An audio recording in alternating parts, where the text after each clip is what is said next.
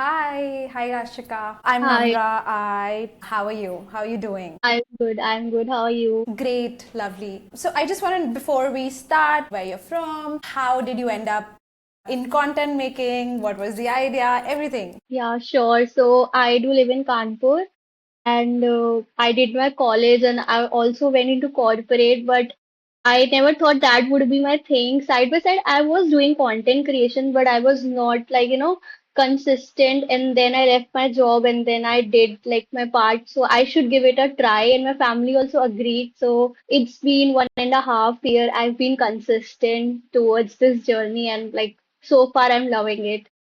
And so far, like I love the process, like growing and then not getting views, like everything. There was ups and downs, of course, but so far it's going great. I'm impressed by how you started and where you are. How did you start? What was your first exposure like? What was your thought process at the moment and everything around it? So basically, I used to love watching these influencers making content. So back in COVID, I used to make videos inspired from them. And then I dropped because my college was also going, so I couldn't focus on my studies. So I used to make that. Then when I was like in an internship, doing internship, then I used to make get ready with me videos, and one of the reel also blew up, and I gained followers. And then like going with the flow, I just discovered this shopping kind of experience, which I'm like currently doing all of that. So now I'm doing that only. And side by side, 20% I'm giving like what I actually love. Like apart from haul videos, I do post get ready with me, makeup and all of that. Wow, that's interesting. So, when did you like when did you start earning from your content? Was it like a brand collab or did you hear about affiliate? How did you enter the market? Affiliate, so I had zero knowledge. In fact, messaged many creators like, "What is this?" But nobody used to respond. And affiliate, so I didn't have any knowledge. My paid collaboration was to a brand. I don't remember, but it was I guess 1,000 or 500. And then धीरे धीरे I went into it, and then I got knowledge about it, like what actually content creation is. Then I got to know like you get affiliate marketing you can do, and then commissions you can earn, and so now I'm into it. And like how was your first experience? Yeah, I was so happy, and I shared this with my mom and my friends, and they were also like so happy for me. And they also support me like right now also. Whenever there's time, I don't post a video. I don't feel like posting. They're like today you haven't posted. Why you haven't posted? My mom also be like, "Ki, like this your post is looking very good. This top was looking very good." And she also suggests me you should change your background. My friends and family do support me in this, so I'm blessed. I'm grateful. That is lovely because I think, especially in India, it's such a competitive market that parents want their kid to like maybe like grow up, study, join the corporate ladder. So this Yeah. was definitely a shift which came from it. But that's so nice to hear that you've had all the support from your family and friends. I mean, I'm just curious and excited for you and like what future holds. Do you now only make shoppable content or do you balance it with other content also? And if you do, how do you balance it? I've heard so many people say that we want to first build a community and then we want to earn. So what would be your advice on that? When I started, I used to post Get Ready with Me and all of that video, fashion video.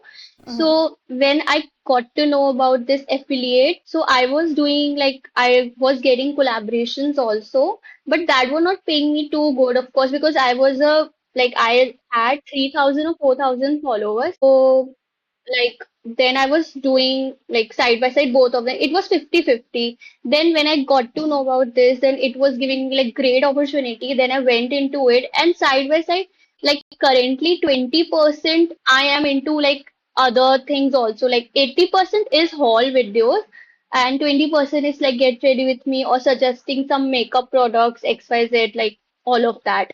And I am trying to balance it because I want to create a audience which prefers like fashion hauls also, as well as they love like it would create a connection between me and my audience. So that I'm trying to balance right now. So will you say that you figured this thing out, how much balance is required, or are you still at the stage where you're trying to figure it out? I have figured out because I think we should keep a balance, then only our audience would engage. If 100% of the thing would be like anything, any niche, then audience would be like, going towards that thing only. But if we would keep a balance, so they would connect also, and we can get a segregated audience, like all audiences from like everywhere, what I feel. So I think we should So keep a what? balance. Yeah. Yeah, and what would be your advice to like small creators who are just starting out, in making content? I think everyone says this like consistency, but actually I have like feel like consistency actually is the key. I know quality matters, but people do say ki you should post two videos, like quality over quantity, but quantity also matters. Like you should keep a balance between quantity and quality, and like actually consistency do make a huge difference. For me, though, it had made a huge difference because we never know, like, if we post, like, Pawn reel, like, would blow up and make you viral because you never know whether 10th reel will make you viral or 50th. Like, we have no idea because we can't control the Instagram algorithm.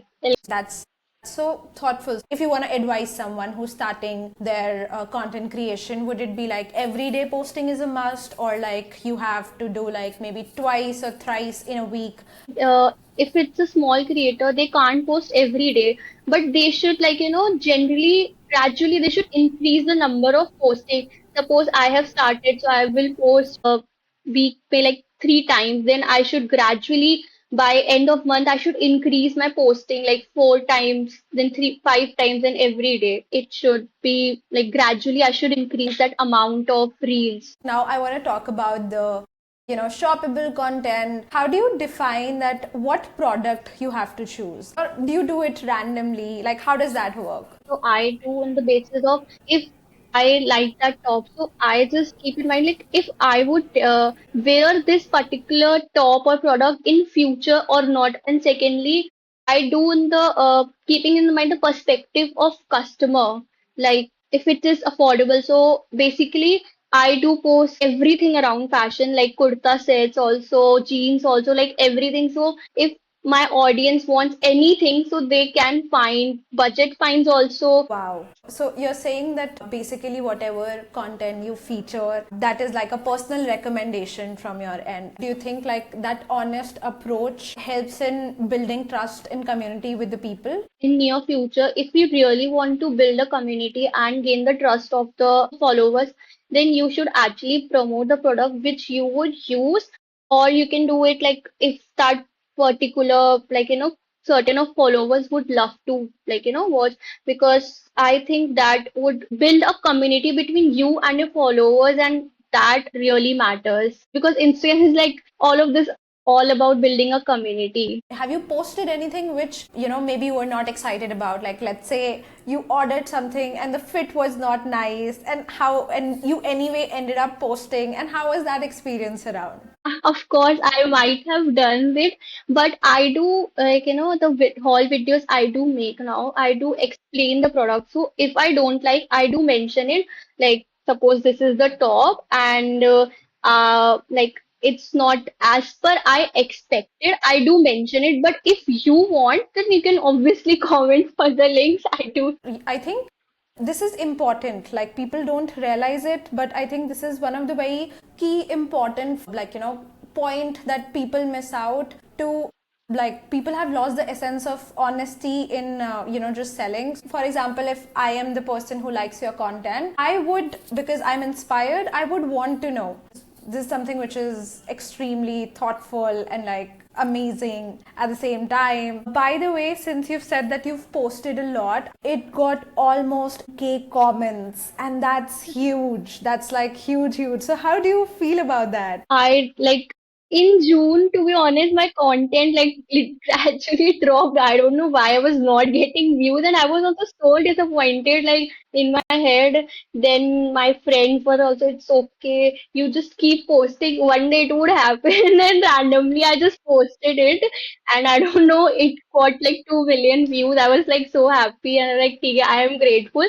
And it's all about the process because I was keep posting. If I would have stopped, then I don't think so this would have happened. Oh yeah, that's true. And what like did you celebrate afterwards? Like, is that a new peak of yours? After that, I did hit 20K like recently, so I just went out with Oh my wow. friends and had the dinner.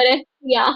Wow. So, do you think you are that instinctive that you already know now because you're into the industry for so long that you know that this reel might get viral? Do you have that instinct when something is about to Yeah, happen, or is it like always a surprise for you? sometimes it does happen. Sometimes it's like ki I want that particular reel to reach a great audience, but it never does. It happens, but yeah, sometimes my instinct work and sometimes it doesn't work.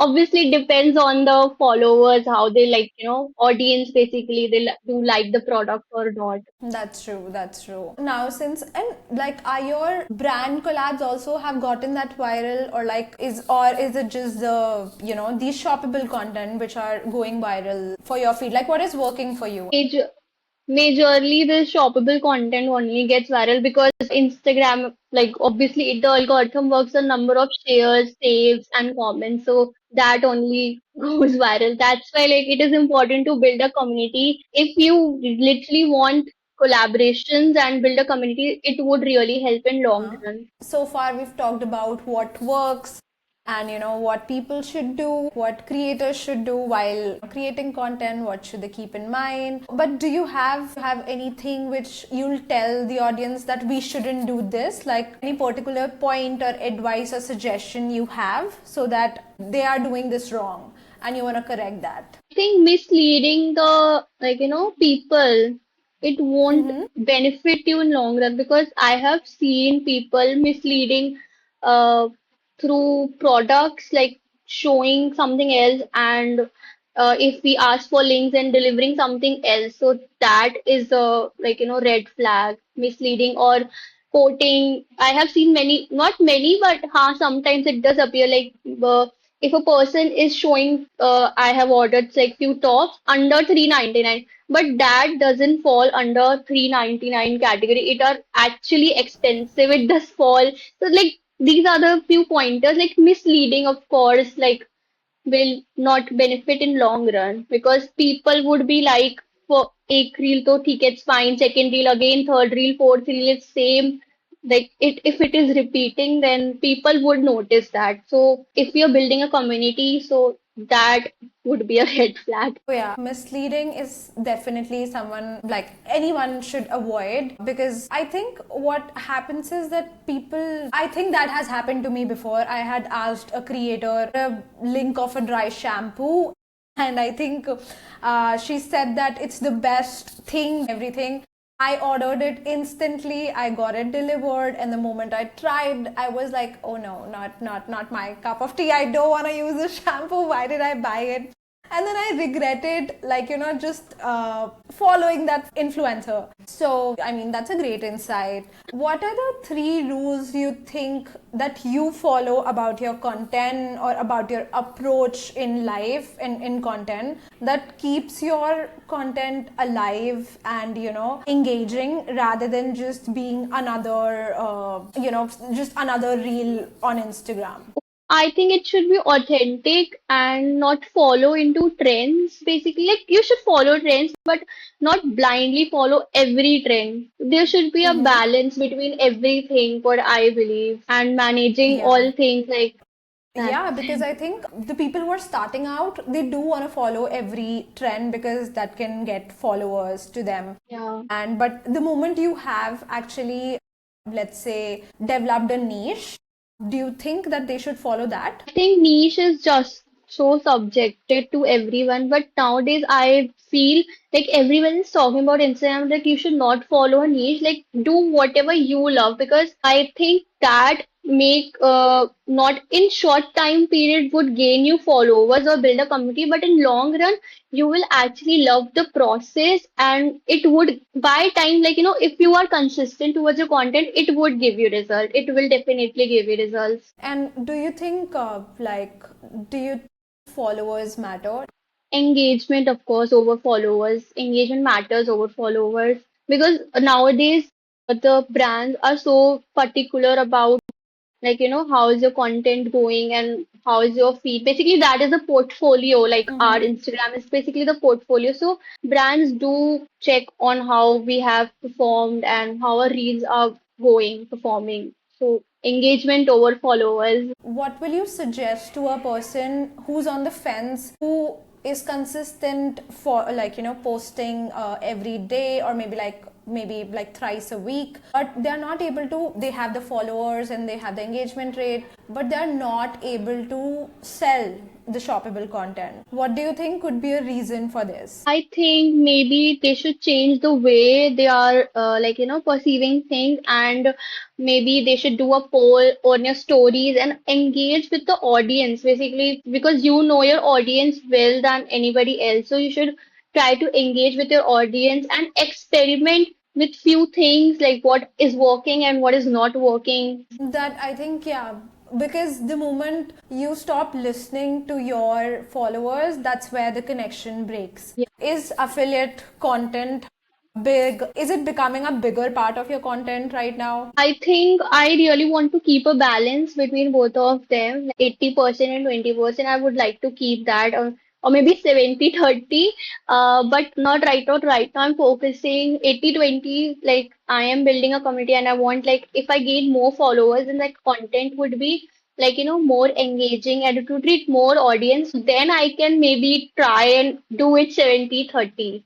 That makes sense. That's true. That it's a vicious circle. You always Yeah. come back to where you Yes. start. That's lovely. What if you want to give any message to our audience, like, one piece of advice to anyone, what would that be? If you want to really go into content creation, if anyone would like to go, then I would suggest, like, you should not leave your job. You should take that degree and save some amount in your corporate, like, do some savings and then go into content creation. Side by side, you should do content creation, and like you would have to manage, because if you really love some things, then you have to give time and you have to do this management thing. And when you have actually built the community and like now there is no going back, then you can go into content creation. And obviously I consistency is the key. That's a lot of wisdom in this entire podcast. I think we can actually make a book around it. But I do wanna thank you. Like, thank you so much for taking out the time. I think you've given such a great insights to all walks of people. And thank you so much for sharing this wisdom with us. And I can't Thank you. wait to see you grow and wait to see us grow together and reach new Yeah. heights. A lot of people I've heard, talking about that creator income is like unpredictable, right? It's like famously it has said that, sometimes you can expect and so much money and the next time. So what does your monthly income actually look like now? Like right And now, yeah. so right now I like through content creations, I am earning like 1 lakh per month. Wow. So, but don't you, and is that predictable for you? Like, is that stable for you? If yes, how is that stable? Because people say that, it's really unpredictable. Like, you can have a good and great month and then you can come back to like just having. So, is that stable? Yeah, so I think mine is stable just because, like, I do this fashion hauls, and this is something like brand collaborations are something which, like, if I got three in a month and I never know whether I would get in the next month or not. But this is something like I would, like, people would keep coming back. And through fixed payouts also, I do generate income, and through commissions also, which are like, affiliated like Mintra and also there is like it fluctuate little bit, but not drastic change it makes in my like. And wow, so you're saying that you're also getting fixed payouts Yeah. rather than just commissions? Yes, yes. That's great. You're saying you are able to generate 1 lakh a Yeah. month. So what percentage of that is coming from fixed and what percentage of that Okay. is coming from, let's say, commissions? So I think uh 60% or 70% would be from fixed income, and remaining would be 30% or 40% from commissions. We've mentioned before you've worked with other platforms, right? So Yeah. let's say when it's come to, actually getting your money, how do you compare between other platform and TrendWeave? Okay, so in other platforms, it does take time, like, commissions to every platform, it takes time. So that is something different. But in payments also, it takes time. It sometimes it takes 15 days, sometimes it does take a month. So, but while I'm working with TrendWeave, I just got my payment within 10 to 15 days and without like any follow-ups. So I think that's a great thing because the communication was really smooth. Wow, that's nice to hear. So have you gotten timely replies from TrendWeave or are they delayed? No, no, like I'm blessed, like with TrendWeave, I'm working. It's been 1.5 months. It's about to 2 months. Like Gina is too sweet. She do replies me on time, and process is actually very smooth. Wow, that's There nice. is So no delays.